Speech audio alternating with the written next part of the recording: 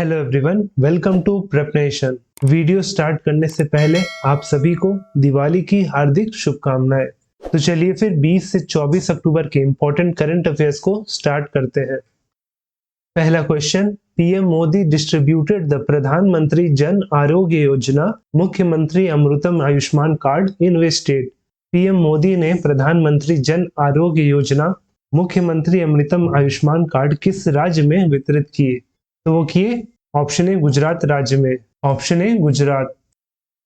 तो सबसे पहले तो मुख्यमंत्री अमृतम योजना का हिस्ट्री जानते हैं। और ये जो योजना है इसे मोदी जी ने वर्ष 2012 में शुरू किया था गुजरात में। और इसका शुरू करने का कारण ये था कि जितने भी गुजरात के गरीब तबके के लोग हैं उनको मेडिकल ट्रीटमेंट की सुविधा दी जा सके। और वहीं फिर कुछ टाइम बाद इस योजना का नाम चेंज कर दिया गया और उसका नाम हो गया मुख्यमंत्री अमृतम वात्सल्य, यानी कि इसमें वात्सल्य वर्ड जुड़ गया। वहीं फिर इस स्कीम को 2019 में आयुष्मान भारत के साथ जोड़ दिया गया था। और फिर उसी के उपलक्ष्य में प्रधानमंत्री नरेंद्र मोदी जी ने प्रधानमंत्री जन आरोग्य योजना का जो आयुष्मान कार्ड है उसको डिस्ट्रीब्यूट किया। और वहीं इसके साथ पूरे गुजरात में 50 लाख लोगों को और कलर्ड प्रिंटेड आयुष्मान कार्ड दिया जाएगा। At which place Union Home Minister Amit Shah launched an MBBS course in Hindi for the first time in the country।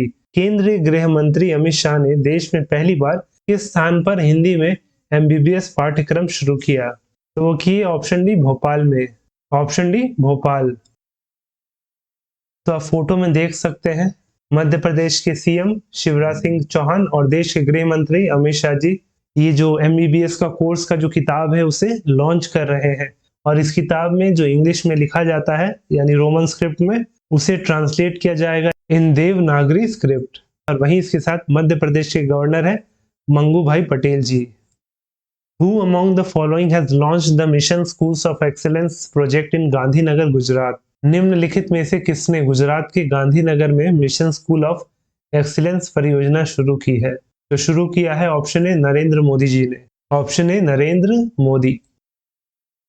और इस प्रोजेक्ट के तहत 10,000 करोड़ रुपए खर्च किए जाएंगे, जिसमें से कुछ हिस्सा जो है वो वर्ल्ड बैंक द्वारा भी दिया जाएगा। और वहीं इससे जो गुजरात का जो एजुकेशन का इंफ्रास्ट्रक्चर है उसको अपग्रेड किया जाएगा। और कैसे अपग्रेड किया जाएगा? तो नए और स्मार्ट क्लासरूम और कंप्यूटर्स लैब को सेटअप किया जाएगा पूरे गुजरात के स्कूल में। Who inaugurated the 5th Assembly of the International Solar Alliance in New Delhi in October 2022? अक्टूबर 2022 में नई दिल्ली में अंतर्राष्ट्रीय सौर गठबंधन की 5वीं सभा का उद्घाटन किसने किया? तो वो किया option D RK Singh ji ने। Option D Rajkumar Singh. तो power and new renewable energy minister RK Singh ji ने इनॉग्रेट किया इंटरनेशनल सोलर अलायंस का 5वां सभा। और कहाँ पे? तो ये किया नई दिल्ली में। वहीं इस असेंबली में 110 मेंबर कंट्रीज ने पार्टिसिपेट किया। और वहीं फिलहाल भारत जो है वो इंटरनेशनल सोलर अलायंस का जो प्रेसिडेंट का वो पोस्ट है वो भारत संभाल रहा है। और इसका जो हेडक्वार्टर है वो गुरुग्राम में है। गुरुग्राम।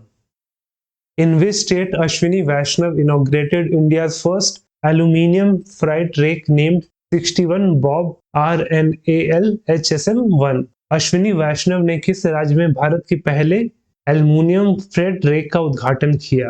तो वो किया ऑप्शन बी उड़ीसा राज्य में। Option B Orissa state. तो अश्विनी वैष्णव जी वो है union minister for railways communication and electronics and information technology. और इन्होंने भारत का पहला एल्यूमिनियम फ्राइट रेक जिसका नाम है 61 बॉब RNAL HSM-1 और इसे कहाँ पे इनॉग्रेट किया? तो इसे किया भुवनेश्वर रेलवे स्टेशन पे। और ये जो रेक है इसे RDSO, हिंडाल्को और बेस्को वैगन ने मिलकर बनाया है। और वहीं ये फ्राइट रेक जो है ये उड़ीसा और छत्तीसगढ़ के बीच में चलेगा। Asia's largest compressed biogas plant inaugurated at which of the following place? Asia के सबसे बड़े संपीड़ित बायोगैस संयंत्र का उद्घाटन निम्नलिखित में से किस स्थान पर किया गया? तो किया गया ऑप्शन बी पंजाब में। Option B Punjab. और वहीं इसे इनॉग्रेट किया यूनियन मिनिस्टर हरदीप सिंह पुरी जी ने। और कहाँ पे? तो किया ये पंजाब के संगरूर में। संगरूर। और ये जो कॉम्प्रेस्ड बायोगैस प्लांट है जो कि 20 एकड़ में फैला है और वहीं इसे बनाने में कुल 220 करोड़ रुपए लगे हैं। और इस बायोगैस प्लांट के कारण जो स्टबल बर्निंग होता था पंजाब हरियाणा में, जिसके कारण से एयर पोल्यूशन बहुत होता था, उसको भी काफी हद तक रिड्यूस किया जा सकेगा। Which of the following state government has abolished contractual hiring for state government post? निम्नलिखित में से किस राज्य सरकार ने राज्य सरकार के पदों पर संविदा नियुक्ति को समाप्त कर दिया है? तो वो राज्य है option A Orissa. Option A Orissa राज्य। तो उड़ीसा में जो कॉन्ट्रैक्ट पे काम हुआ करता था उसकी शुरुआत वर्ष 2013 से हुई थी और अब तक वहां पे 57,000 कॉन्ट्रैक्ट एम्प्लॉइज काम कर रहे थे, जिसको अब रेगुलराइज्ड कर दिया गया है। तो वो अब से परमानेंट स्टेट गवर्नमेंट एम्प्लॉइज कहलाएंगे। तो वही बात करें उड़ीसा के सीएम की, तो वो है नवीन पटनायक और गवर्नर है Ganeshi Lal. Who won the 2022 Booker Prize for his second novel, The Seven Moons of Mali Almeida? अपने दूसरे उपन्यास the seven moon of Maali Almeida के लिए 2022 का बुकर पुरस्कार किसने जीता? तो जीते हैं ऑप्शन सी शेहन करुणा तिलका। शेहन करुणा तिलका ये श्रीलंका के ऑथर है और इन्होंने 2022 का बुकर प्राइज जीता है और ये बन गए हैं अब दूसरे श्रीलंकन बुकर प्राइज जीतने वाले। तो पहले कौन थे? तो वो थे माइकल ओंडाटे। माइकल ओंडाटे। वहीं जो बुकर प्राइज है ये हर साल दिया जाता है और उन किताबों को जो इंग्लिश में पब्लिश होती है, और कहाँ पे पब्लिश होती है? तो यूके और आयरलैंड में। वहीं ये पहली बार 1969 में दिया गया था। Who has been conferred with the Sir Syed Excellence International Award for 2022? 2022 के लिए सर सैयद उत्कृष्टता अंतर्राष्ट्रीय पुरस्कार से किसे सम्मानित किया गया है? तो सम्मानित हुई है option D Barbara Metcalfe. Barbara Metcalfe ये जो है अमेरिकन हिस्टोरियन और साथ में स्कॉलर है of south Asian history and Islam. वहीं जो ये अवार्ड है एनुअली दिया जाता है बाय अलीगढ़ मुस्लिम यूनिवर्सिटी। और कब दिया जाता है? तो दिया जाता है सर सैयद अहमद खान जो कि अलीगढ़ मुस्लिम यूनिवर्सिटी के फाउंडर थे, उनके बर्थ एनिवर्सरी पे। और वही इनका बर्थ एनिवर्सरी कब है? तो वो है 17 अक्टूबर को। Who has been appointed as India's next ambassador to Bosnia and Herzegovina? Bosnia और हर्जेगोविना में भारत के अगले राजदूत के रूप में किसे नियुक्त किया गया है? तो नियुक्त हुए हैं option D Parth Satpathy ji. Option D Parth Satpathy. IFS officer Parth Satpathy जिनको अगला बोस्निया और हर्जेगोविना का एम्बेसडर चुना गया है और वहीं ये फिलहाल सर्व कर रहे हैं as ambassador of India to Hungary. वहीं बोस्निया और हर्जेगोविना जो देश है वो यूरोप के बल्कन पेनिनसुला में पड़ता है और वहीं इसकी जो राजधानी है वो सराजेवो है। सराजेवो। और वहीं इसके साथ ही एक रिवीजन कर लेते हैं कि कुछ दिन पहले ही आदर्श स्वेका उनको बनाया गया है नेक्स्ट एम्बेसडर टू कुवैत और अवतार सिंह को बनाया गया है अगला एम्बेसडर गिनी का। Who has taken charge as the new Controller General of Accounts in October 2022? अक्टूबर 2022 में नए लेखा महानियंत्रक के रूप में किसने कार्यभार संभाला है? तो वो संभाली है option A Bharati Das. Option A Bharati Das. और वहीं भारती दास जी जो है वो भारत की 27th controller general of accounts है और इससे पहले वो central board of direct taxes में principal chief controller of accounts के पद पे कार्यरत थी। और जो सीजीए होता है वो भारत सरकार का प्रिंसिपल अकाउंटिंग एडवाइजर होता है। और वहीं भारत का जो पहला कंट्रोलर जनरल ऑफ अकाउंट्स थे वो थे सीएस स्वामीनाथन जी और इनका जो कार्यकाल था वो 1976 से लेकर 77 तक था। Who has been appointed as the chairman and managing director of India Trade Promotion Organization? Bharat व्यापार संवर्धन संगठन के अध्यक्ष और प्रबंध निदेशक के रूप में किसे नियुक्त किया गया है? तो नियुक्त हुए हैं option D Pradeep Singh Kharola ji. Option D Pradeep Singh Kharola. तो प्रदीप सिंह खरोला ये फॉर्मर सिविल एविएशन सेक्रेटरी रह चुके हैं। इनको आईटीपीओ का चेयरमैन और एमडी नियुक्त किया गया है और वहीं से पहले मार्च 2022 में इनको अपॉइंट किया गया था as chairman of national recruitment agency. और जो आईटीपीओ होता है वो एक नोडल एजेंसी होता है भारत सरकार का for promoting the countries external trade. और वहीं ये जो ITPO है ये 1977 में फॉर्म हुआ था और इसका हेडक्वार्टर नई दिल्ली में है। Who has been elected as the 36th president of the BCCI in October 2022? अक्टूबर 2022 में भारतीय क्रिकेट कंट्रोल बोर्ड के 36वें अध्यक्ष के रूप में किसे चुना गया है? तो चुना गया है ऑप्शन ए रॉजर बिनी को। ऑप्शन ए रॉजर बिनी। और रॉजर बिनी जो है वो सौरव गांगुली को रिप्लेस कर रहे हैं जो BCCI के प्रेसिडेंट बने थे 2019 में।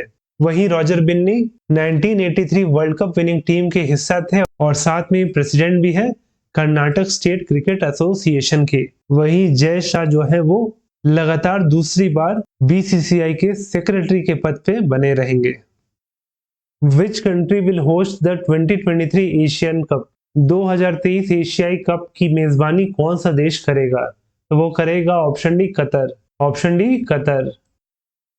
तो जो एशियन कप है ये वो 4 साल में एक बार होता है और इसे ऑर्गेनाइज करता है एशियन फुटबॉल कॉन्फेडरेशन।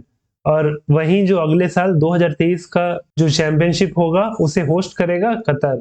और वहीं कतर ये 3rd टाइम होस्ट कर रहा है। इससे पहले कतर ने 1988 और फिर 2011 में एशियन कप को होस्ट किया था। वहीं 2027 के लिए भारत और सऊदी अरेबिया ने बिड किया है इस एशियन कप को होस्ट करने के लिए। और वहीं जो अगले साल जो एशियन कप होगा वो उसका 18th एडिशन होगा। Which footballer has won the men's Ballon d'Or 2022 award? पुरुषों का बैलन डियोर 2022 पुरस्कार किस फुटबॉलर ने जीता? तो जीता है ऑप्शन ए करीम बेंजेमा ने। Option A Karim Benzema. तो रियल मैड्रिड के करीम बेंजेमा ने मेंस बैलन डियोर 2022 अवार्ड जीता है और ये जो अवार्ड है इन्हें दिया गया पेरिस में। वहीं बात करें महिला श्रेणी में तो वुमेन्स बैलन डोर 2022 अवार्ड जीता है बार्सिलोना की एलेक्सिया पुटेलेस ने। एलेक्सिया पुटेलेस। वहीं जो बैलन डियोर जो एनुअल फुटबॉल अवार्ड है जिसे देता है फ्रेंच न्यूज मैगजीन जिसका नाम है फ्रांस फुटबॉल और इसकी शुरुआत वर्ष 1956 से हुई थी। Which bank appointed former Indian cricketer Sourav Ganguly as its brand ambassador? किस बैंक ने पूर्व भारतीय क्रिकेटर सौरव गांगुली को अपना ब्रांड एम्बेसडर नियुक्त किया? तो वो किया है ऑप्शन बी बंधन बैंक ने। ऑप्शन बी बंधन बैंक। और वहीं बात करें बंधन बैंक की तो ये वर्ष 2001 में फाउंड हुआ था। वहीं इसके CEO है चंद्रशेखर घोष और इसका हेडक्वार्टर है Kolkata. Who authored the book Philosophy of Modern Song? The philosophy of modern song पुस्तक के लेखक कौन है? तो वो है option D Bob Dylan. Option D Bob Dylan. तो नोबेल लॉरेट बॉब डायलन ने एक किताब लिखा है जिसका नाम है the philosophy of modern song और वहीं इस किताब को पब्लिश करेगा साइमन एंड स्यूस्टर ने और इस किताब को लॉन्च किया जाएगा अगले महीने यानी कि नवंबर 2022 को। और वहीं इस किताब में आपको देखने को मिलेगा बॉब डायलन की आर्टिस्टिक जर्नी और उनकी अचीवमेंट्स। वहीं बॉब डायलन को 2016 में नोबेल प्राइज मिला था लिटरेचर में फॉर हिज बुक क्रॉनिकल्स। वहीं बॉब डायलन के कुछ और किताब है जैसे कि द लिरिक्स, टरंटुला और younger than that now. Which payment bank partnered with the Mahindra and Mahindra Financial Service Limited? Mahindra and Mahindra financial services limited के साथ किस भुगतान बैंकों ने भागीदारी की? तो किया है option C India post payment bank. Option C India post payment bank. तो Mahindra and Mahindra financial service limited है जो पार्ट है महिंद्रा ग्रुप का, उसने इंडिया पोस्ट पेमेंट बैंक के साथ पार्टनरशिप किया है to enhance its credit access to larger customer base. और इस पार्टनरशिप के तहत वो जितने भी पैसेंजर व्हीकल्स, कमर्शियल व्हीकल्स, उनके लिए लोन प्रोवाइड किया जाएगा। In which year board of control for cricket in India was founded? भारतीय क्रिकेट कंट्रोल बोर्ड की स्थापना किस वर्ष हुई थी? तो ये जो क्वेश्चन है वो आपके लिए है, आपको इसका सही आंसर में नीचे कमेंट करके बताना है। वहीं हमारे ये डेली करंट अफेयर लेक्चर का PDF आपको हमारे टेलीग्राम चैनल प्रेप नेशन में मिल जाएगा जिसका लिंक नीचे डिस्क्रिप्शन में दिया गया है। आप वहां पे जाके उसे फ्री में डाउनलोड कर सकते हैं। और अगर वीडियो अच्छा लगा हो तो वीडियो को लाइक करें और साथ में हमारे चैनल प्रेप नेशन को सब्सक्राइब करें।